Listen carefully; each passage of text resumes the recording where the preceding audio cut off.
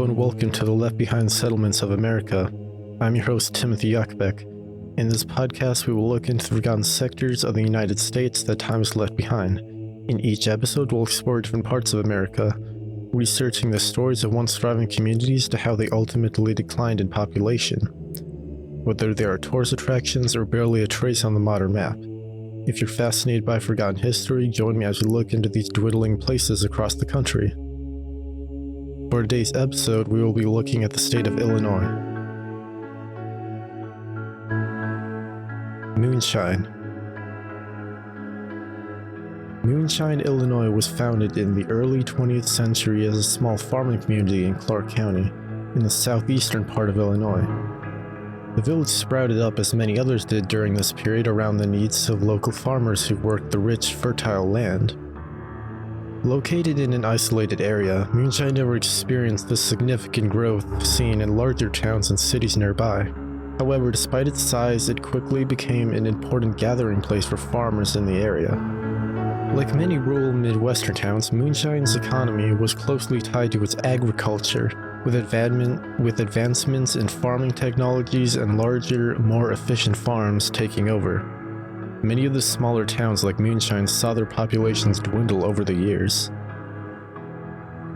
As younger generations left for larger cities in search of work, and as family farms were consolidated, Moonshine found itself left behind in the rush of modernization. In fact, this trend of population decline was part of a broader movement seen across many rural communities in America in the late 20th century.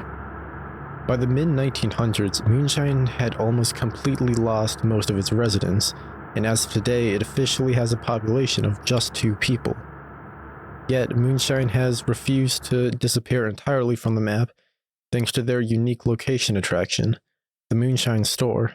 Perhaps the most enduring legacy of Moonshine is its general store, which fondly enough is believed to have ties to the town's name, involving the moon shining on swampy land near the store.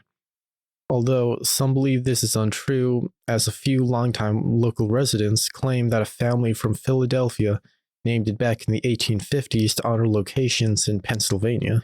The store was founded in 1912, and at first it served the needs of local farmers, providing as a place to buy goods, exchange news, and connect with neighbors.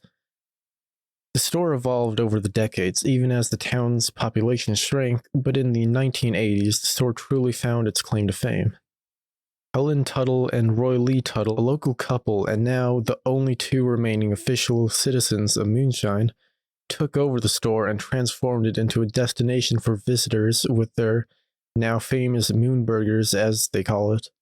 These have attracted people from across the country and sometimes even the world, turning what was once a quiet, forgotten building into a must-visit spot for road trippers. The Moonshine Store has been featured in travel guides, television programs like CBS Sunday Morning, and even food magazines, making Moonshine a beloved rural icon despite its incredibly small size. The Moonshine Store operates as the heart and soul of what remains of the community, and in many ways it is the community. As Helen Tuttle once remarked, "We are the town," emphasizing the central role the store plays in Moonshine's continued existence. Visitors from all 50 states and over 45 countries have signed the store's guest book, proving that even the smallest, most remote towns can leave a lasting impression on those who pass through. So why does Moonshine, a town with a population of just 2, continue to persist when many other small towns have completely faded into obscurity? A major reason is the uniqueness of the Moonshine Store and its famous burgers, which have provided a sort of cultural tourism drawn for this otherwise dead community.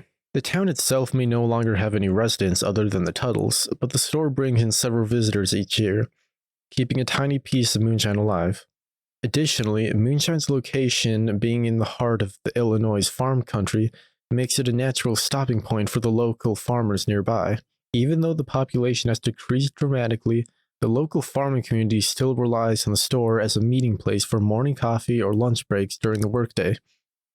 This rural tradition, a cornerstone of life in Moonshine, further contributes to its ongoing existence despite having been left behind by most modern developments. In terms of the land, Moonshine covers approximately 40 acres, But with only two people, Helen and Roy Lee, officially living there, most of the town's buildings and other areas remain empty and uninhabited, which leaves about 90% of Moonshine's land unused.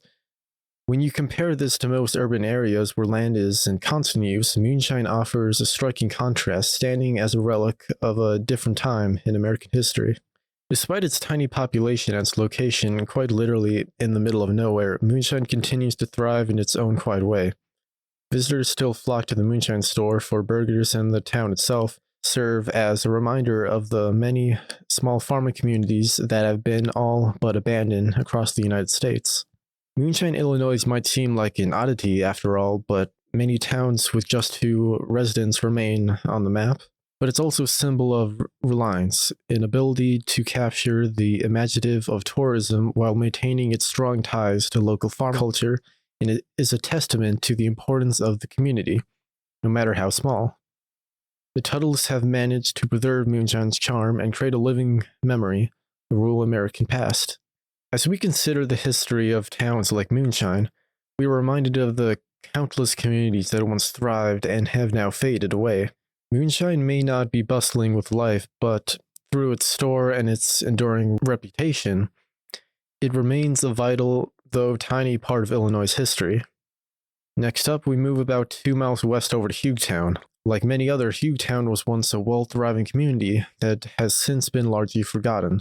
While not as well known as other ghost towns, Hughtown has a fascinating history that tells a broader story about the challenges many rural towns faced throughout both the 19th and 20th centuries. From its humble beginnings to its eventual decline, Hughtown stands as a reflection of the many small, unincorporated areas that saw boom and bust cycles across rural America. Hughtown, located in Cumberland County, Illinois, is believed to have been established sometime in the early to mid-1800s. This was during a time of westward expansion and rural settlements in Illinois. Like many small communities, Hughtown developed as settlers sought fertile land to farm, and as residents relied on the architectural industry to sustain their way of life. Hughtown didn't experience the rapid expansion or notoriety that other rural towns did, but it became a small, stable community where families farmed, traded, and built their lives. The area around Cumberland County offered rich soil for agriculture, and as such, farming became the dominant economic activity in Hughtown. Despite its humble beginnings, Hughtown managed to affect a handful of settlers. It may not have had the large-scale infrastructure of nearby cities, but it did have enough homes and farms to function as a typical rural Midwestern town. The late 19th century was a period of moderate growth for Hughtown. It wasn't booming by any stretch of the imagination, but it saw a steady increase in its farming population, as more families sought out rural areas to escape crowded cities.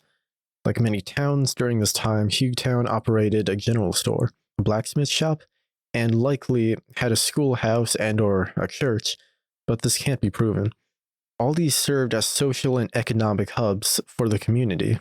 Unfortunately, this growth didn't last long, because by the earliest 20th century, larger towns and cities in Illinois began to flourish, drawing people away from the small agricultural communities like Hughtown. The advent of modern farming techniques and machinery also meant that fewer hands were needed to work the land, which led many families to seek opportunities elsewhere. Small towns like Hughtown, which relied so heavily on family farming, saw significant declines in population as a result.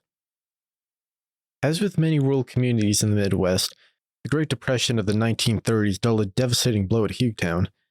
Economic hardship led to a mass exodus as farming families could no longer make ends meet. Many farms were abandoned, and families either sold their land or were forced to leave to find work in larger towns or cities. And by the mid-20th century, Hughtown was largely devastated, with only a handful of people remaining. The town's decline wasn't marked by a single event, but was the result of slow and steady depopulation as farming became less sustainable for small family-run operations. Many rural communities in Illinois faced similar fates. During this period, industrialization and urbanization pulled workers and families into cities. Hughtown, like many small, unincorporated places, became a shell of its former self. The decline was not caused by a disaster or dramatic event, but rather by gradual economic and social challenges that swept through rural America.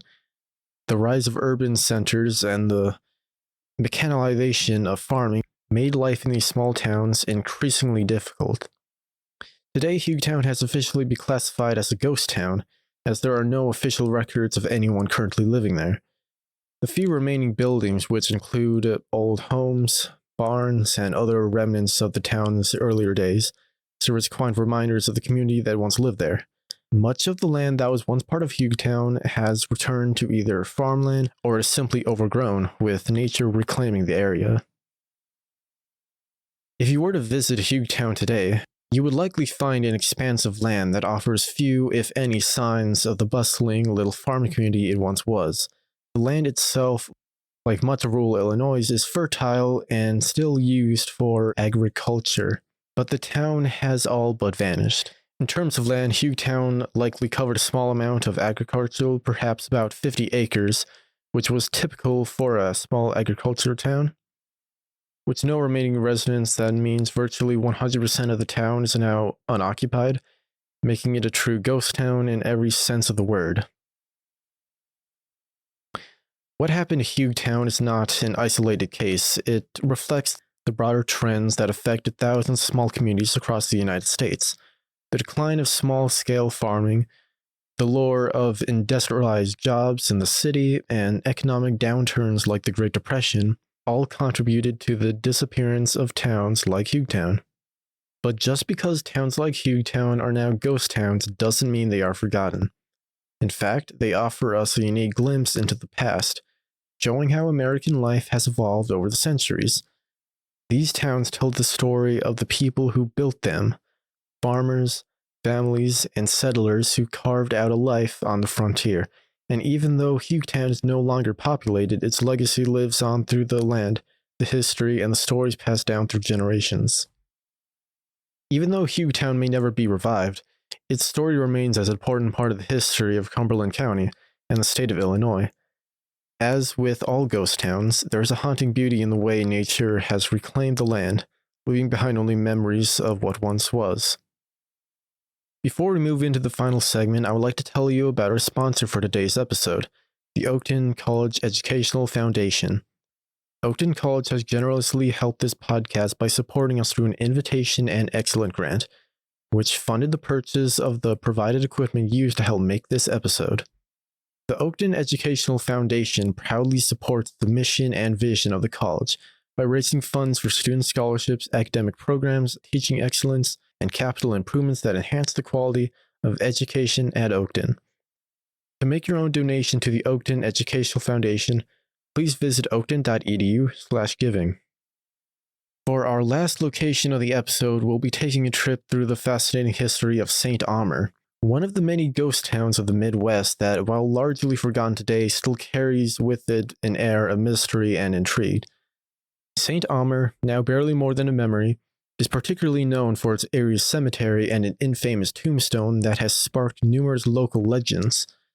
But before we go into the spooky details, let's explore the history of how St. Omer came to be, its rise and fall, and what remains of it today. St. Omer was founded sometime in the mid-19th century, most likely around the 1850s. It was a small settlement located in Coles County, Illinois, not that far from the city of Ashmore. Like many small rural towns of the time, it developed as pioneers moved westward, establishing communities based on agriculture and the promising of new opportunity. Named after a small town in France, St. Omer never grew to be more than a modest farming village. At its peak, the town had a few homes, some businesses, and a schoolhouse. It may have even had the usual mix of general stores and small trades that catered to the agricultural lifestyle of its residents. The people of St. Omer relied heavily on the land, growing crops and raising livestock to sustain their community. For a brief time, St. Omer seemed to be on the path to steady growth, but the town never managed to expand significantly beyond its intentional development. It was located near a national road, an important road for commerce and transportation in the 1800s, but the small size of the town meant it simply wouldn't compete with a larger nearby settlement like Charleston or Mattoon. As the 19th century rolled on, St. Omer, like many other small farming communities, faced significant challenges, like the advent of the railroad and the rise of more accessible markets in larger towns, drew residents away. Larger, more connected towns offered better economic opportunities, and as a result, smaller farming communities like St. Omer began to struggle. The early 20th century was the tipping point for St. Omer. By this time, its population had dwindled significantly, with many of its original residents either moving to larger cities or passing away. The growth of industry, the rise of mechanized farming, and better transportation systems led to further depopulation. People simply didn't need to live in small, isolated farming villages anymore, and the allure of nearby cities became too great to ignore. One of the most intriguing aspects of St. Omer's story is its cemetery, which remains to be one of the few visible remnants of the town today. The cemetery is home to the Hendrickson gravestone, an odd hexagonal monument that has been the source of many local legends. The tombstone belongs to a person named Caroline Barnes Hendrickson, who died in the year 1890, but its peculiar shape and the local stories that surround it have attracted attention for decades. According to local folklore, Hendrickson gravestone is cursed, and some say it glows at night or reflects an airy light. Others believed it was designed as a symbol of witchcraft. There is no proper historical evidence to support such claims. What is clear is that the gravestone has become a focal point of local ghost stories, making St. Omer a place of interest for paranormal enthusiasts. Digging deeper into this legend, one of the most persistent claims that Caroline Hendrickson was indeed a witch. The shape of her tombstone and its rumored supernatural glow at night fueled these suspicions. Local folklore suggests that if someone visits the tombstone on a certain night or at midnight, it emits an airy glow, which many attribute to witchcraft. Some even believe the tombstone was designed to prevent her spirit from escaping. Though these stories are rooted in local superstition rather than any historical evidence, they have contributed to the mysterious reputation of St. Omer. The witch legend, combined with the ghost town's isolated cemetery, has made it a popular destination for paranormal enthusiasts.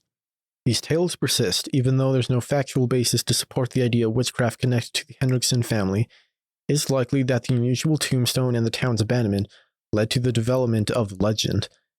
Nevertheless, the story adds to the haunting aura surrounding the forgotten town of St. Omer. St. Omer Cemetery is one of the few remaining pieces of St. Omer's history, with much of the town's actual buildings having long since disappeared for unknown reasons. Most of the original structures are gone, and the land has returned to farmland or natural overgrowth. The old cemetery, however, stands as a silent testament to the town's past and its residents. By the mid-20th century, St. Omer was officially considered a ghost town. The last of its residents had moved on, and only a handful of buildings, mostly in ruins, were left behind. The town's decline was slow and steady, typical of many rural settlements that simply couldn't keep up with the changes in agriculture and transportation that shaped the 20th century. Today, St. Omer is little more than a name on a map. If you were to visit, you wouldn't find much in the way of a town, just the lone cemetery that remains. Surrounding land is mostly farmland now, reclaimed by the nature that once surrounded this quiet community. Looking at the land area, St. Omer never occupied a vast area to begin with. At its peak, it likely spanned just a few dozen acres. Typically for a small farming community of its time, today the land that once made up the town is entirely unoccupied, save for the cemetery now and any remaining ruins. With no record of anyone currently living there, means that nearly 100% of the original town site is now abandoned, or repurposed for its agriculture. The land is largely owned by private farmers now, and what was once a small village is now part of the vast rural landscape in Illinois. While St. Omer itself has faded into obscurity, its cemetery continues to capture the imaginations of those who visit. The strange stories surrounding the Hendrickson tombstone have kept the town's memory alive, long after its last residents departed. In a way, St. Omer's ghostly legacy has become the most enduring feature, attracting people who are curious about its haunting past. In the broader context, St. Omer represents the countless small towns across America that sprang up during the 19th century only to be abandoned as the nation's economy and society evolved. These towns, though long forgotten, played important roles in the lives of people who once called them home. They are reminders of the flow of settlement patterns, the impact of industrialization, and the enduring connection between people and the land. St. Omer, Illinois may no longer exist as a living town, but its history lives on through its cemetery, its legends, and the land that once supported it. As with so many ghost towns across the Midwest, the story of St. Omer is one of humble beginnings, slow growth, and eventually decline, a reflection of the changing times and the shifting fortunes of rural America. Thank you for joining me on this journey into the forgotten past of St. Omer, Illinois, on the left-behind settlements of America. That does it for the end of today's episode. If you'd like to support me further, my username on all social media platforms is @THE_ALIGOR, the Alligor. I also have a YouTube channel and Spotify account called Knights Kingdom Media, where me and several other people work on making and releasing several audio drama projects. The links for all of this will be linked in the description of the episode. Thank you for listening, and goodbye.